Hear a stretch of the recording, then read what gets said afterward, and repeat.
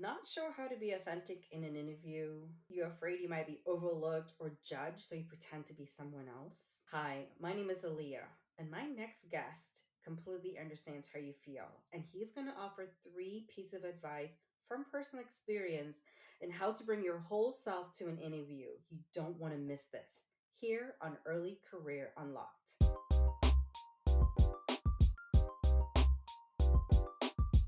So, welcome, Rodney.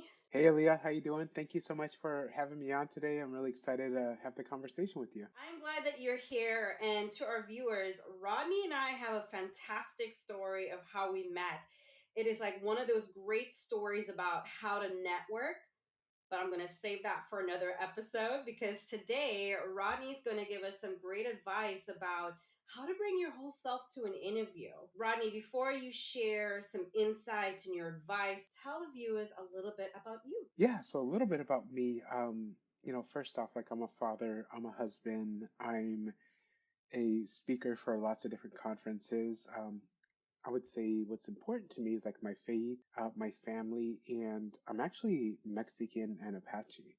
And so I identify as such. So it's really hard for me when I'm applying for a job and it's like, check either Latino, Hispanic. I don't identify as either because I'm Mexican.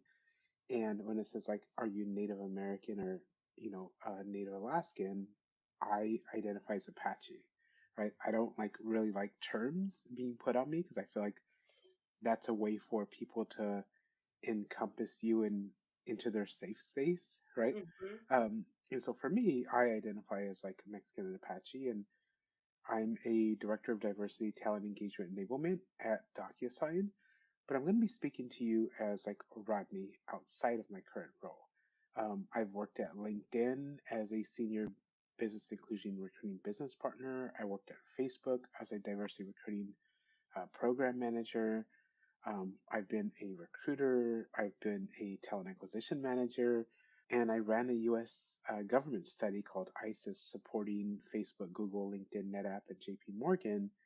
And it was a $40 million study to really determine like how tech companies and why tech companies weren't hiring diverse talent at the same rate as other industries. Bringing your whole self to an interview, it's not really a topic you hear in conversation, especially for the early career space. So tell us, how are you knowledgeable in this topic? There's not a lot of people that look like us in these tech companies. Our recruiter probably doesn't look like us. Like you're lucky if you have Aaliyah because she's been phenomenal, right? And Thank you. she comes from the communities that we come from. Um, but not a lot of recruiters look like us. And so the hiring managers probably don't look like us. The interview panels don't look like us. The hacker rank and assessments weren't built by people of color, right? In most cases. And so, you're up against a few different obstacles. But if you've made it this far, you have the grit, you have the determination, and you have the fortitude to push yourselves forward. And so I always like to, tell candidates and tell, emerging professionals that even though you have these obstacles and this space wasn't created for you, you could still break down the walls and break down, these barriers to get to where your journey is going to start. I believe that this topic is highly and absolutely relevant to today, especially students awakening to, hey, I'm proud of who I am, but how do I bring that to an interview? So, what would be three pieces of advice that you would like to share today? Bringing your most authentic self, it's hard, but it's also easy at the same time. And for me, I prepare and I prepare very methodically because I know that my talent's there. I just have to prove it to the person on the other side of the screen, bringing my most authentic self. I'm wearing like a hooded sweatshirt today. And, I would say 9 times out of 10, like I'm wearing a hoodie True and, story. I know that firsthand. yep, and some like Jordans because that's how I feel comfortable. I feel like I have to really trust and value myself, to really put myself out there. Um, because it's not really easy. When I was working in a tech company, I'm not going to name the tech company, but I showed up to work like this in a hooded sweatshirt and some Jordans and jeans, and I was about to fly out to Louisiana that afternoon. And a software engineering manager asked me to throw the garbage out, and it caught me off guard. And I literally thought like, oh, he may be asking because it's too heavy, right? So I said, oh, do you want me to help you throw it out? And he said, no, I want you to do it. And I said, oh, can you give me a little bit more insight? Tell me why.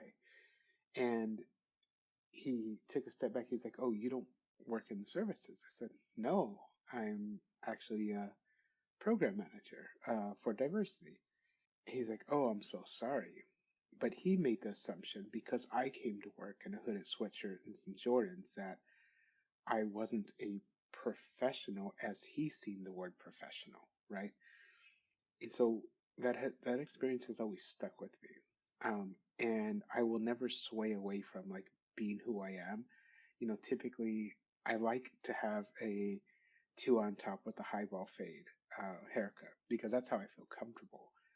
And any company that's not willing to accept me for who I am, I don't need to be a part of that company. Like I have a skill set. I have a resume that's built out. I feel like I can bring my skill set and be comfortable at any company that I choose to.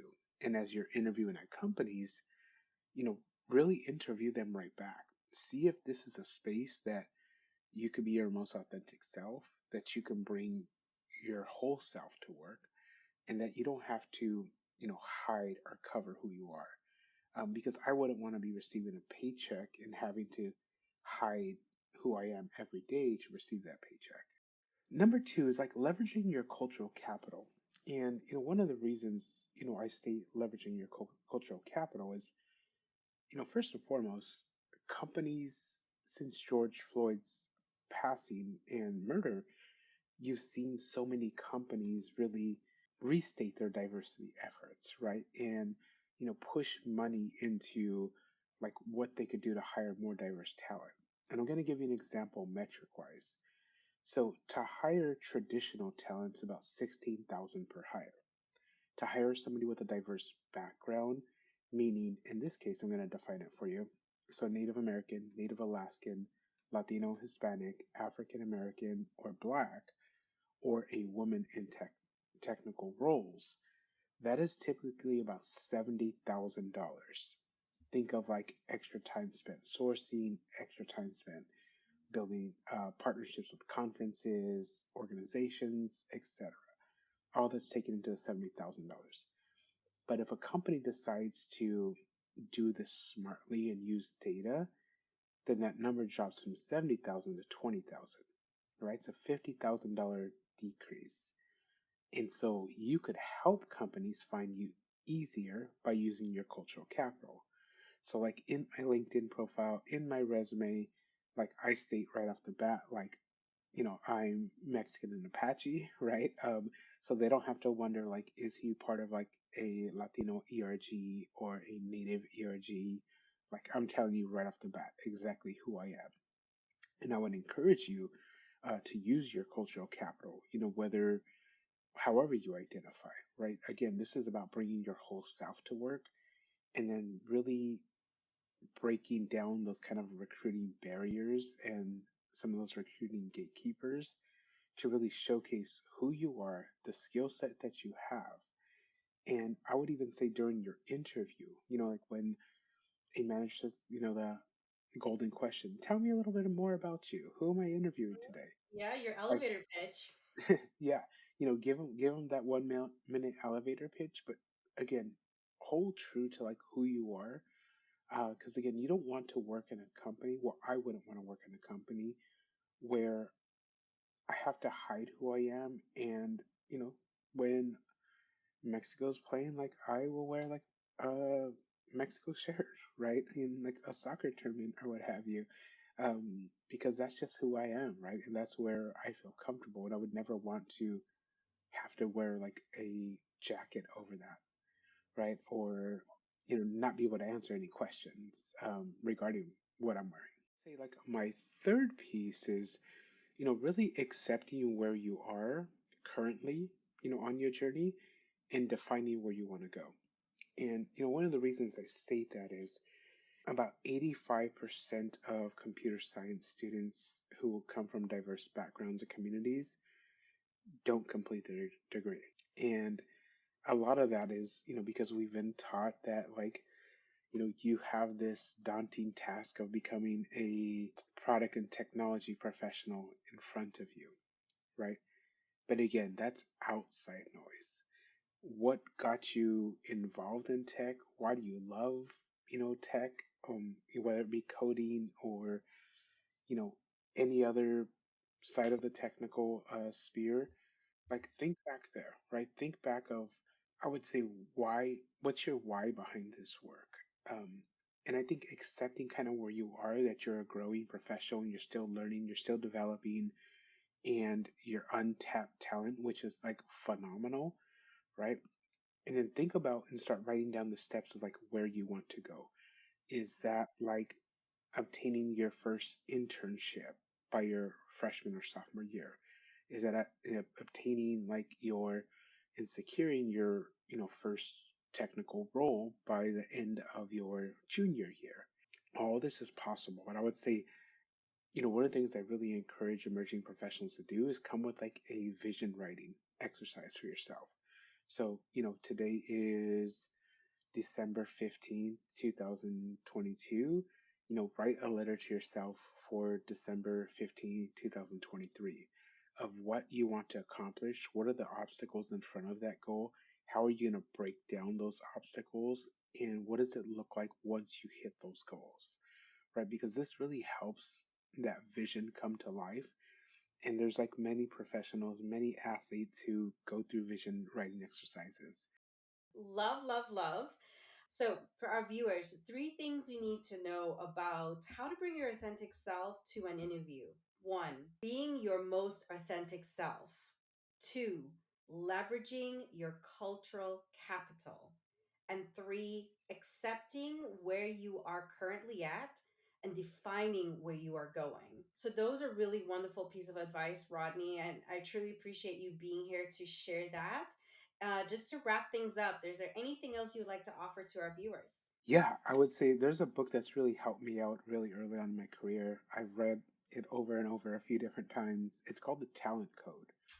And the book really states, I'll summarize the book for you in like 30 seconds. So if you have any goal, if you're a professional basketball player, if you're a professional tennis player, if you're a software engineer, you really need to practice and do something about 10,000 times to really master whatever it is that you're trying to do best. And so for me, whether that's playing cornhole, I play cornhole all the time on the weekends. I play in tournaments as well. And I was like, wow, I'm just not very good when I first started, right? Like it's kind of hard to do.